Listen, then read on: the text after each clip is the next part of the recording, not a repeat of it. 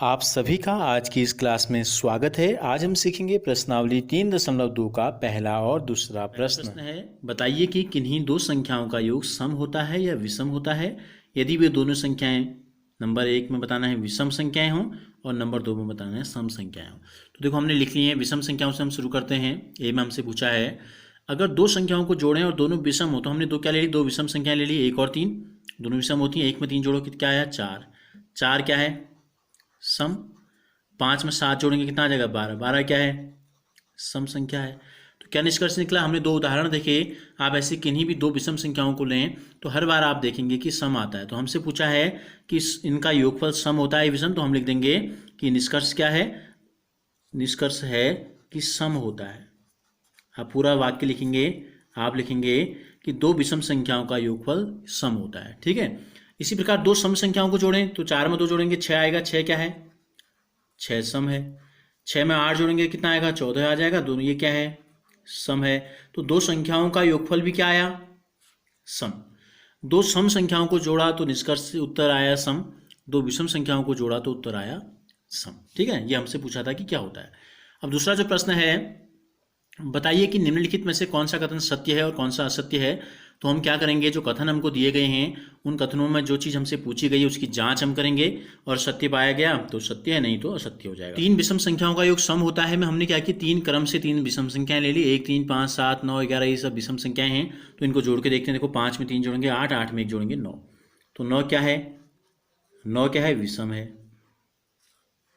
5 में 7 जोड़ो, उसमें फिर 9 जोड़ देंगे, 7 में 5 जोड़ेंगे 12, 12 में 9 जोड़ेंगे 21, तो 21 भी क्या है विषम है। कथन क्या है, तीन विषम संख्याओं को जोड़ के सम आता है कह रहा है, लेकिन हमने जब जांच की तो क्या आया विषम आया। तो इसका मतलब ये कथन क्या है, ये कथन सत्य नहीं है, यानी कि क्या है असत्य है। अगला जो कथन है, दो विषम संख्याओं को और एक सम संख्याओं का योग सम होता है। हमने क्या किया, दो विषम संख्याएं ले ली 3 और 5, एक ले ली सम, 5 3 8, 8 2 10, तो 10 आ गया। और ये 7 में 5 जोड़ा 12, 12 में 4 जोड़ा 16, दोनों क्या हैं, देखो दोनों को हमने जांच की तो दोनों आ गई सम। और कथन क्या कहता है, कथन कहता है दो विषम संख्याओं और एक सम संख्या को जब हम जोड़ेंगे तो योग होता है सम। तो इसका मतलब ये कथन क्या है, इसका मतलब ये कथन जो है सत्य है।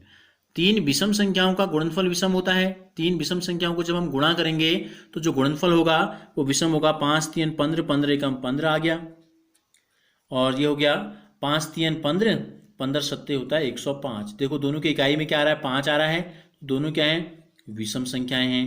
कथन क्या कहता है, कथन कहता है गुणनफल विषम होगा, तो यानी कि हमारा उत्तर भी विषम आया, तो ये कथन क्या हो गया सत्य हो गया। डी है, यदि किसी सम संख्याओं को 2 से भाग दे दें तो भागफल सदैव विषम होता है। भाग दिया हमने, एक 8 ले ली सम संख्या, 8 में 2 का भाग देंगे तो क्या आएगा 4, 4 क्या है सम है। 10 एक सम संख्या ली, सम में 2 का भाग दिया तो 2 पंजे 10, तो क्या आ गया 5 क्या आ गया 5 आ गया विषम। तो यानी कि एक उत्तर हमारा सम आया, एक उत्तर विषम आया।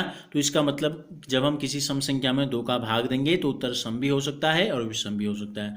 जबकि कथन कहता है कि सम संख्याओं को 2 से भाग देने पर भागफल हमेशा विषम होता है। तो ये कथन, इसका मतलब क्या है, इसका मतलब कथन असत्य है, हमेशा विषम नहीं होता, कभी विषम भी हो सकता है और कभी सम भी हो सकता है। तो सभी अभाज्य संख्याएं विषम होती हैं। तो देखो सब अभाज्य संख्याएं कहाँ से शुरू होती हैं, 2 है पहली अभाज्य संख्या, 2 है 3 है 5 है 7 है फिर 11 है फिर 17 है 19 है। देखो ये अभाज्य संख्याएं, ये क्या हैं अभाज्य संख्याएं। तो क्या सभी विषम हैं, ये विषम है, ये विषम, ये विषम, ये विषम, ये विषम, ये विषम, लेकिन ये क्या है सम है। तो ये सभी अभाज्य संख्याएं विषम नहीं है, इसका मतलब ये कथन क्या है असत्य है। कथन क्या है, कथन है आपका असत्य। एफ है, अभाज्य संख्याओं के कोई गुणनखंड नहीं होते हैं। तो देखो अभाज्य संख्या अभी हमने ऊपर यहाँ लिखी, 2 के क्या गुणनखंड होंगे, 2 के गुणनखंड होंगे 1 और 2, 2 के गुणनखंड होंगे 1, 2, 3 के होंगे 1, 3। ठीक है, सबके क्या हो रहे हैं 2 गुणनखंड। तो अभाज्य संख्याओं के 2 गुणनखंड होते हैं, जबकि ये कह रहा है अभाज्य संख्याओं के कोई गुणनखंड नहीं होते। तो इसका मतलब ये कथन क्या है, ये कथन हो गया आपका असत्य। ठीक है, अगला है, दो अभाज्य संख्याओं का योग सदैव सम होता है। दो अभाज्य संख्याएं ले लेते हैं, 2 और 3 ले ली, दोनों अभाज्य हैं, 2 में 3 जोड़ो 5 आ रहा है। ये क्या कहता है, कथन कहता है कि सम होती हैं। और हमने केवल एक उदाहरण देखा, दूसरा उदाहरण हम देखते हैं, 5 और 7 भी दोनों अभाज्य हैं, जोड़ो क्या आ रहा है सम आ गया। जब हमने 5 में 7 जोड़ा तो सम आ गया, 2 में 3 जोड़ा तो विषम आ गया। यानी कि दो अभाज्य संख्याओं को जोड़ के सम भी आ सकता है और विषम भी आ सकता है, जबकि कथन कहता है कि हमेशा सम आना चाहिए, जबकि ऐसा नहीं है। तो ये कथन क्या हो गया, ये कथन भी हो गया आपका असत्य। अब अगला है केवल दो ही एक समअभाज्य संख्या है।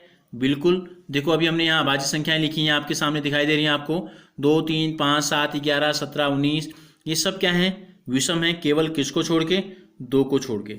तो केवल दो ही एक समअभाज्य संख्या है, तो इसका मतलब ये कथन क्या है, ये कथन भी सत्य है। फिर है सभी सम संख्याएं भाज्य संख्याएं हैं।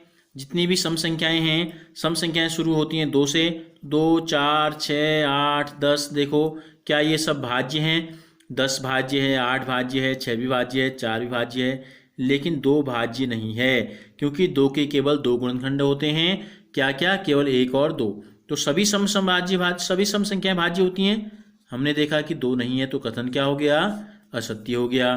फिर अंतिम है दो सम संख्याओं को गुणा करके सदैव सम आता है। जांच कर लेते हैं, दो सम संख्या हमने ले ली, 4 दूनी 8 सम आ गया, ठीक है। और 6 ले लिया, एक हमने ले लिया 10, दोनों सम संख्या हैं, गुणा कर देंगे 60, तो क्या आ रहा है, सम आ रहा है। हमने दो उदाहरण लेके जांच की, अगर सही पाया गया तो हमने उसको कथन को सत्य या असत्य कर दिया, ठीक है। तो दो सम संख्याओं का गुणनफल क्या है, सदैव सम आता है। तो हमने जांच करके देखी, क्या आया, सम आया, तो कथन क्या हो गया, तो कथन हो गया सत्य। कथन क्या हो गया, सत्य। अगर आपको ये वीडियो अच्छी लगी तो इसे लाइक ज़रूर कीजिए और हमसे जुड़े रहने के लिए चैनल को सब्सक्राइब कर बेल आइकन को ज़रूर प्रेस कीजिए। और अगर आप इससे पहले के वीडियोस देखना चाहते हैं तो इस वीडियो के डिस्क्रिप्शन में लिंक दिया गया है, आप उसके माध्यम से देख सकते हैं।